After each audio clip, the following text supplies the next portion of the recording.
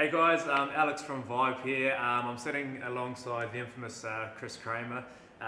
Some of you guys may have realised over the last few months that Chris has made a fair few changes. And yeah, we're gonna sit down this afternoon and talk about a few of them. So thanks for being here, bud. Mate, Nice thank to see you. You do know we sit next to each other every day, but I think the people at home want to sort of learn about the journey, and I'm more than happy to sort of take them through my journey and the reasons why I did it. Perfect, no worries. We'll get started then. I guess tell us about the point in time we decided to make a change. Why'd you start? Why'd you decide rather to start? I guess living a healthier lifestyle. I think you sort of always you get caught up in the London way of life and the London life, and I went up to Hogmanay as all Australians do, and had a pretty good time up there. And what better way than to actually start something new on New Year's? And yeah, the cliche is new year, new me. But there was only so long you can live like the Peter Pan life. 5 years now is long enough. Yeah, so a couple shandies on New Year's then? Yeah, a couple shandies, being able to carry in some drinks into Hogmanay. Those who have been to the street party there, it can get pretty lively, and and I enjoyed that sort of lifestyle. But it was time for a change, and again, like I said, what better time than to make it there. Nice. So was there a weaning period, or did you kind of cold turkey? You kind of go all in. I sort of made the decision there and then that it was going to be dry January. Okay, so on the train back from Hogmanay, I just sort of made the choice then and there that it was cold turkey for January, and then setting those small goals that if I got through January, then that was one goal. That was one thing that I did, and one thing that people that know me is probably one of the hardest things for me is to say no to things. And that sort of was the sort of almost the catalyst for me achieving one thing and then goes on to the next. Perfect, awesome, man. Sweet. So cold turkey, dry Jan. Yeah. After that, what'd you do? How'd you lose the extra kegs? A lot of hard work. You can't do it through one avenue alone. I was training 6 days a week in the gym. I was, set myself a challenge of 100 push-ups a day for a month. There were a few days in there that I missed, but I sort of just set targets and goals and really just wanted to hit certain weight goals by certain points in the year. So for me personally, I'm quite a social person. I set goals to vibe social functions. So I wanted to be, under 100 by this date, under 90 by this date. And sort of set those sort of increments, and through training, through a change of diet, just through healthy living and sort of making the choice myself. Nice. Few YouTube videos in there as well. Yeah, a lot of YouTube. As some of you may know, you learn by watching.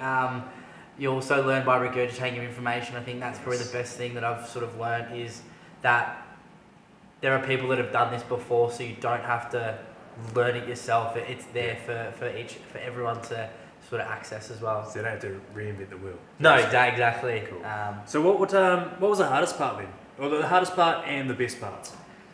I think the hardest part was for me personally the fear that the friends that I made when I was sort of going out and being social, I was going to lose them because I wasn't sort of going out as socially as I probably was before. So I was making changes. Instead of going to have lunch with someone, I was going to the gym. Gotcha. But those friends that I would have lunch with turned around and actually came to the gym with me. Mate, you were there, I think, the first training session, and probably have been there every training session, to date. Yeah. You sort of forget that your friends don't enjoy what you do socially. If they're your friends, they'll roll with it and roll with you with whatever sort of your choices are. Yeah, definitely, man. It's been a journey, that's for sure. So that's a hard go. What were the best parts then? Best parts is being able to, buy new clothes, and always And sort you of. got a fair few of them, boy. I do have a fair few of them. Skinny jeans, size 32 are back. But you know, that's the best bit about, you know, people noticing your change, but also being more, just 100% more confident in them. Those who know me know I don't lack confidence in general. So giving, you know, a little bit more confidence in myself is, you know, is a credit to what I've sort of done as well. Nice, man. That's awesome. I suppose there's probably a few people out there that are obviously inspired by you, but any advice to anyone that's looking to, I guess, make a change, you know, no matter what, whether it's a weight loss target or just a lifestyle change, any advice to those people on their journey? Yeah, I think the easiest thing is to make the choice to change. Everyone's made the choice to give up something or do something or make a change, but I think it's the consistency behind it. It's the accountability. It's letting people know about your goals. I think for me personally, letting the team that I work with, letting my family know what I wanted to achieve, and if there was a day that I slacked off, I know you were tapping me on the shoulder. I know a lot of the team here at Vibe were tapping me on the shoulder. Candidates that came to our PT sessions were tapping me on the shoulder saying, "Why aren't you there? I want you training with me." And it's having that accountability or having someone there that's going to look after you, but then also just being consistent, make the choice and be happy with your choice. You have to make it, not someone else. Yeah, nice. I think it's more you tapping me on the shoulder now, bud. So that's right. Wedding weight gets there, Wedding so weight, it's a wedding weight, we that's can, it. you know, it's a bit hard, but we will change. cool, man. Last one, just to wrap up. Probably the most important one as well.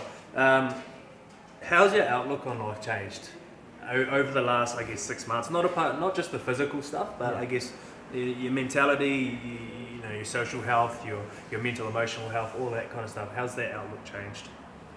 It's changed in a way that London sort of restarted for me with regards to what I'm achieving, what I want to achieve from London. I've been quite successful and quite lucky to work at Vibe and be sponsored.